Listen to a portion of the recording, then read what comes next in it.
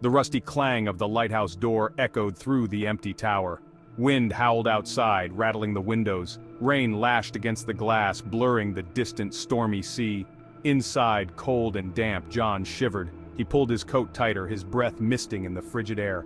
He'd been sent to prepare the old lighthouse for decommissioning, a relic of a bygone era, soon to be automated. He climbed the spiral stairs, each step groaning in protest. Reaching the lamp room, he found the giant lens, dusty, neglected. He flicked a switch, surprised when the ancient bulb sputtered to life. As the beam cut through the storm, a soft whisper seemed to wind around the room.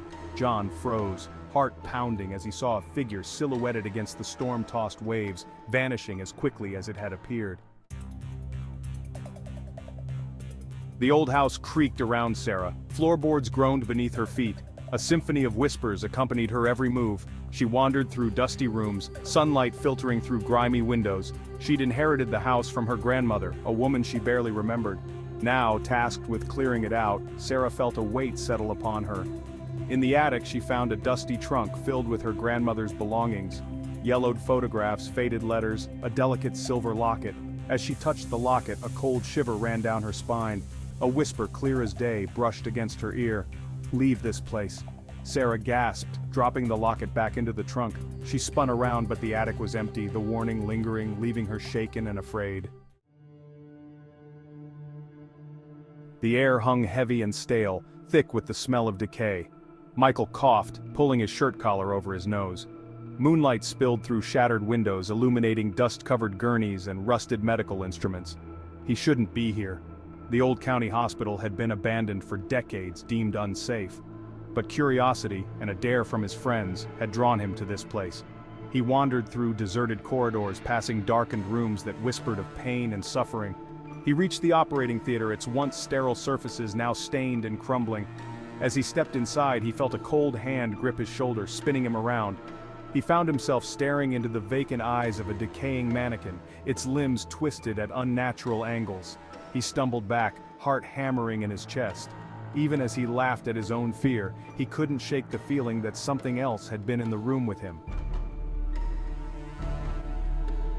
The antique doll sat on her bedside table, its porcelain face eerily lifelike in the dim light.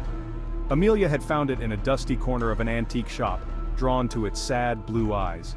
Now, she wished she'd left it there. Ever since she'd brought the doll home, a feeling of unease had settled over her. The air in her apartment felt thick, oppressive. She'd wake in the night, heart pounding, convinced she felt someone watching her. And the doll's eyes, those unsettling blue eyes, seemed to follow her every move. One night she woke from a vivid dream to the sound of soft humming coming from the living room. Her blood ran cold. She lived alone. Slowly, she crept towards the sound, her heart pounding in her ears. The antique doll was gone from her bedside table, and in its place, scrawled on the wall in what looked like dried blood, were 3 words: "You're next."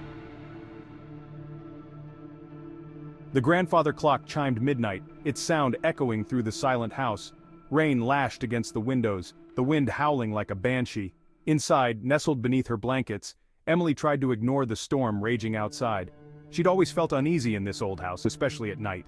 The shadows seemed deeper, the silence more profound. And lately, she'd been plagued by nightmares, vivid and disturbing. Tonight, the nightmares had bled into her waking hours. She could swear she heard whispers in the wind, footsteps creaking on the stairs. She told herself it was just her imagination, fueled by the storm and her own fear. But then, she heard it. A soft scratching sound coming from the closet door. Her blood ran cold. The scratching came again, more insistent this time. And then a voice, low and guttural, whispered from the other side of the door, "Let me in!" The headlights cut through the pouring rain, illuminating the lone figure standing on the side of the deserted highway. David sighed, slowing the car. He shouldn't pick up hitchhikers, especially not in this weather, but something about the woman's silhouette tugged at his conscience. She got in, her clothes soaked through, her face obscured by the shadows of a wide-brimmed hat. She didn't speak, just offered a curt nod of thanks. David tried to make small talk, but she only offered monosyllabic answers, her voice a low murmur. Miles stretched into an unsettling silence, punctuated by the rhythmic thump of the windshield wipers. David glanced at his passenger, trying to make out her features in the dim light. Her face remained hidden in the shadows, but he could have sworn he saw a faint, unsettling smile playing on her lips. Then she spoke, her voice barely a whisper. "Turn left at the next intersection." David frowned. "That's not the way." The woman's head snapped up, her eyes flashing in the darkness. "I said," she hissed, "turn left." The trees pressed close, their branches intertwined overhead, forming a canopy that blotted out the sun.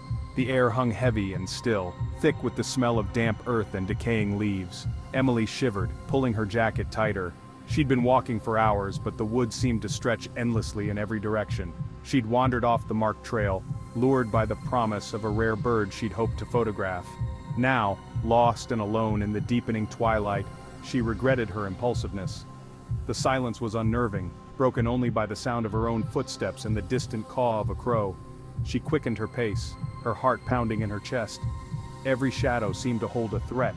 Every rustle of leaves sent a jolt of fear through her. She stumbled over a gnarled root, falling to her knees.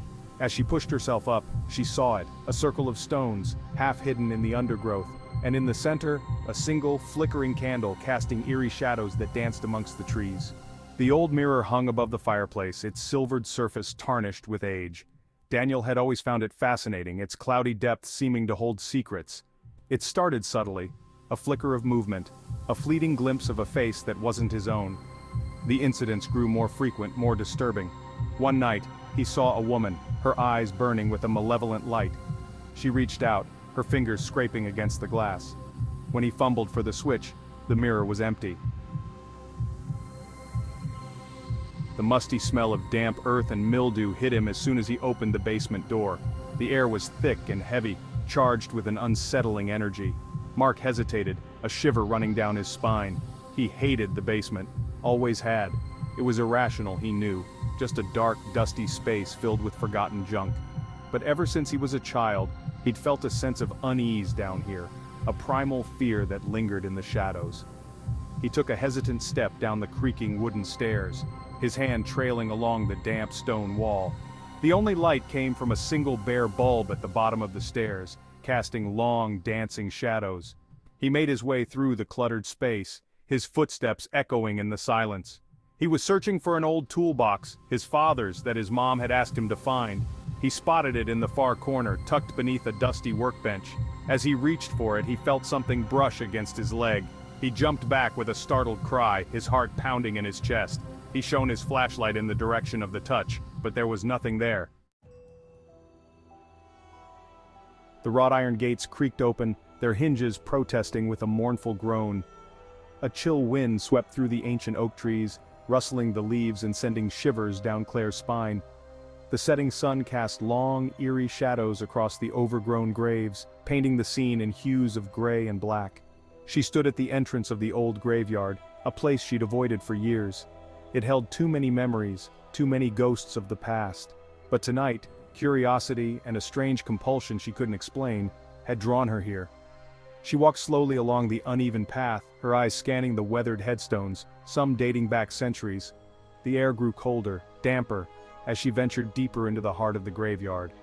She reached her destination, a secluded corner where a single moss-covered headstone stood beneath a weeping willow.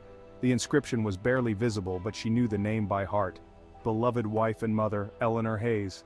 As Claire stood there, lost in thought, she felt a cold hand grip her shoulder. She gasped, spinning around to face her assailant, but there was no one there. The flickering candlelight cast dancing shadows on the walls, illuminating the room in a macabre glow. The air was thick with the smell of incense and something else, something metallic and cloying. Her heart pounded in her chest, a frantic drumbeat against her ribs. She stood before the altar, her hands trembling, her breath shallow. The instructions had been explicit, the ritual precise. One final act, one last goodbye. She looked down at the photograph clutched in her hand, her vision blurring. His smiling face stared back at her, a cruel reminder of what she'd lost. She closed her eyes, took a deep breath, and began to chant the words, their ancient syllables heavy on her tongue. The room seemed to pulse around her, the air growing thick and oppressive. The candle flames flickered wildly, casting grotesque shadows that writhed and danced on the walls. And then, she felt it. A presence. Cold, vast, and infinitely hungry.